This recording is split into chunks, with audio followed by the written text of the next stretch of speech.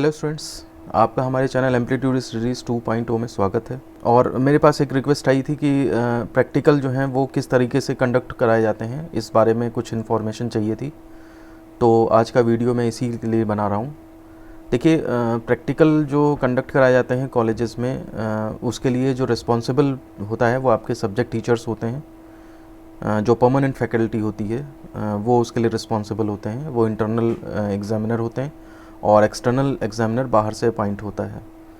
तो जो date finalise कर ली जाती है उस डेट को नोटिस लगा दिया जाता है कॉलेज में कि आपका इस क्लास का प्रैक्टिकल जो है, इस सब्जेक्ट का प्रैक्टिकल पर्टिकुलर डेट पे होगा।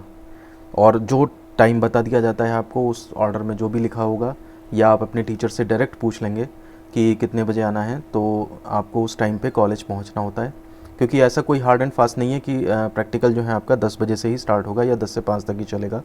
आपको आवश्यकता अनुसार सुबह 8 बजे से भी बुलाया जा सकता है, तो आपको उसके लिए रेडी रहना पड़ेगा। क्योंकि प्रैक्टिकल्स में यह है कि लैब की कैपेबिलिटी जो होती है वो 30 स्टूडेंट्स की होती है ज़्यादातर। कुछ जगह ज़्यादा या कम भी हो सकती है, वो एक अलग मैटर है। तो इस तरह से 3 घंटे का अगर हम प्रैक्टिकल लेके चलते हैं तो एक दिन में मैक्सिमम से मैक्सिमम जो है वो 3 बैच निकल सकते हैं प्रैक्टिकल के। तो इस वजह से जो है वो 9 घंटे तक प्रैक्टिकल चलाया जा सकता है। तो आप ये मान के चलिए, अगर सुबह 8 बजे से स्टार्ट करते हैं तो शाम के 5-6 बजे तक 3 बैच आराम से प्रैक्टिकल दे सकते हैं। तो अब देखिए, प्रैक्टिकल की स्टार्टिंग कैसे होती है। तो आप निर्धारित समय पे जो आपको बताया जाएगा, बैच बना दिए जाते हैं कि ये फर्स्ट बैच है इस रोल नंबर से इस रोल नंबर तक, ये इस रोल नंबर से इस रोल नंबर तक सेकंड बैच है, ये इस रोल नंबर से इस रोल नंबर तक थर्ड बैच है। अगर आपकी क्लास में 60 बच्चे हैं तो मान के चलिए 2 बैच तो मिनिमम बनेंगे ही बनेंगे। और फिर उसके बाद जो है, जैसे मान लीजिए सपोज़ आपके बैच को टाइम मिला 8 बजे से, तो आप 7:45 तक कॉलेज पहुंच जाएंगे। और उसके बाद 8 बजे से जब प्रैक्टिकल शुरू होगा तो उसमें सबसे पहले कॉपी डिस्ट्रीब्यूशन होता है। तो हम डिस्कस करेंगे कॉपी डिस्ट्रीब्यूशन कैसे होता है। तो कॉपी डिस्ट्रीब्यूशन के लिए क्या होता है कि आपको कॉपियाँ दी जाती हैं, आपको एक एक करके बुलाया जाता है और कॉपियाँ रखी रहती हैं। उस पर प्रैक्टिकल्स के जो हैं वो 2 प्रैक्टिकल्स के नंबर पड़े रहते हैं और बोर्ड पे पीछे लिखा रहता है कि प्रैक्टिकल नंबर 1 ये है, 2 ये है, 3 ये है, 4 ये है, 5 ये है, 6 ये है। 6 प्रैक्टिकल है मान लिया सपोज़ टोटल। तो उसमें आपको 1,4 लिखा है या 2,6 लिखा है किसी कॉपी पे 3,4 लिखा है। इस तरह से नंबर्स पड़े रहते हैं। तो हर बच्चे को बुलाया जाता है एक एक करके, और कोई भी 2 कॉपी सेलेक्ट करने के लिए ज़्यादातर बोला जाता है। तो बच्चा अपनी मर्ज़ी से उस बंडल में से, कॉपियों के बंडल में से 2 कॉपी उठाता है, और 2 कॉपी उठाने के बाद उसे जो 2 कॉम्बिनेशन नज़र आएंगे, जैसे 1-2 का नज़र आया या 5-6 का नज़र आया, तो वो उसी टाइम डिसाइड करता है कि मुझे कौन सी कॉपी लेनी है। तो जो भी कॉपी उसको पसंद आए, जो भी प्रैक्टिकल उसको अच्छे लगते हैं, आसानी से हो जाएंगे, उसको लगता है जिसकी रीडिंग वो आसानी से निकाल सकता है, तो वो कॉपी सेलेक्ट करके वो रख लेता है और बाकी कॉपी उसी बंडल में मिक्स कर दी जाती है। तो इस तरह से आपको कॉपी डिस्ट्रीब्यूट कर दी जाती है। अब कॉपी डिस्ट्रीब्यूशन के बाद क्या होता है, तो आप कॉपी लिखना स्टार्ट करते हैं। तो कॉपी राइटिंग में देखिए क्या ध्यान रखना है आपको, सारी एंट्रीज़ जो हैं वो कॉपी पर फिल कर देनी है आपको कि क्या आपका रोल नंबर है, क्या आपका ब्रांच है, ठीक है ना, कौन सा सब्जेक्ट है, ये सारी चीज़ें उसके ऊपर फिल कर दी जाती हैं। और उसके बाद जो है उस कॉपी में, क्योंकि एक ही कॉपी मिलती है, दूसरी कॉपी नहीं मिल सकती, तो इसलिए आपको उसके लेफ़्ट पेज से, मतलब पहला पेज आपने पलटा और फिर उसके लेफ़्ट पेज से ही जो है आपको काम करना स्टार्ट कर देना होता है।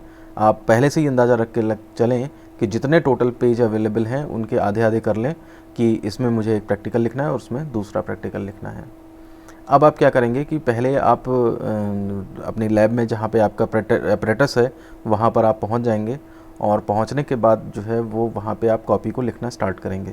एक्सटर्नल जो एग्ज़ामिनर होगा वो आपका राउंड लेता रहेगा वहाँ पे, और आप जो है अपने अपरेटस के पास जो है वो आप उद्देश्य है, जैसे आवश्यक उपकरण हैं, उससे रिलेटेड थ्योरी है, डायग्राम है, ये सब बनाते रहेंगे।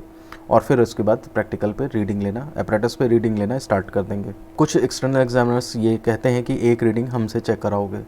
तो उस केस में जब आपकी रीडिंग अपरेटस सेट हो जाए और आप पहली रीडिंग ले लें, तो उसके बाद एग्जामिनर को बुला करके कि सर मेरा कंप्लीट हो गया प्रैक्टिकल, आप देख लीजिए।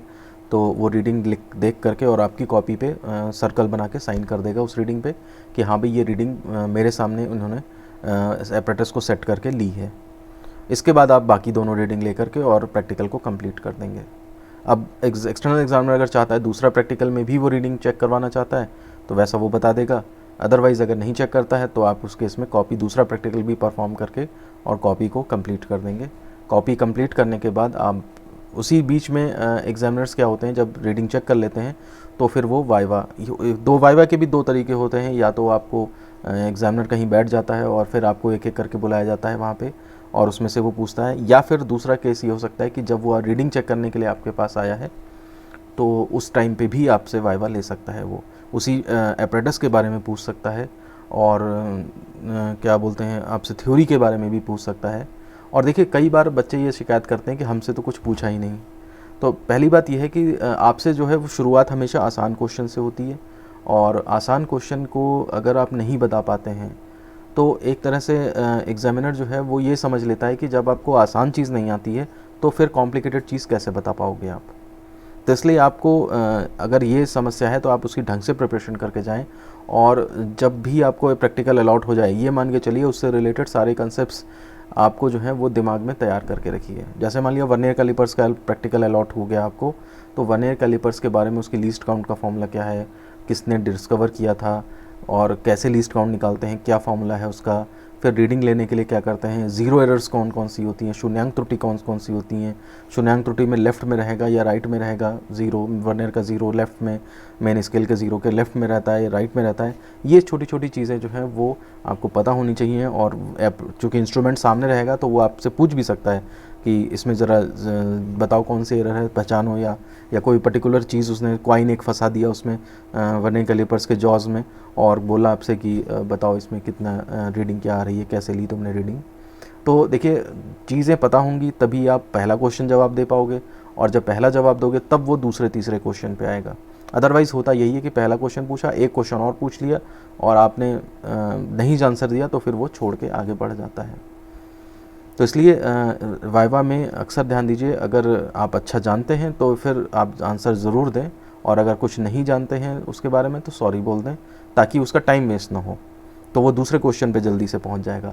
अब आप पहले क्वेश्चन में ही ना कुछ बोल रहे हैं, ना सॉरी बोल रहे हैं, ना कुछ बोल रहे हैं, आप दिमाग लगा रहे हैं, सोच रहे हैं इधर उधर, तो फिर उससे फ़ायदा नहीं है, वो टाइम वेस्ट होने लगता है और एग्जामिनर को बहुत सारे काम रहते हैं। 3 घंटों में 30 बच्चों का प्रैक्टिकल उसे निपटाना रहता है।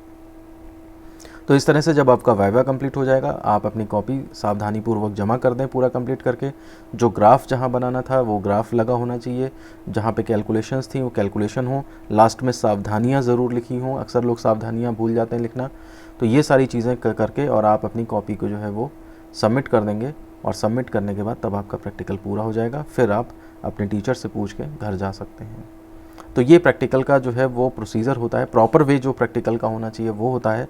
और बाकी अब आपका जिस तरह से एक्सटर्नल एग्जामिनर या जिस तरह से इंटरनल एग्जामिनर अरेंज करते हैं, क्या करते हैं, वो कैसे क्या करते हैं, तो वो उस पर वो सिचुएशन वाइज डिपेंड करता है। अदरवाइज़ जो प्रॉपर प्रोसीजर होना चाहिए वो मैंने आपसे डिस्कस कर लिया है। तो इस तरह से ये वीडियो मैं ख़त्म करता हूँ। मिलते हैं आपसे नेक्स्ट वीडियो में। धन्यवाद।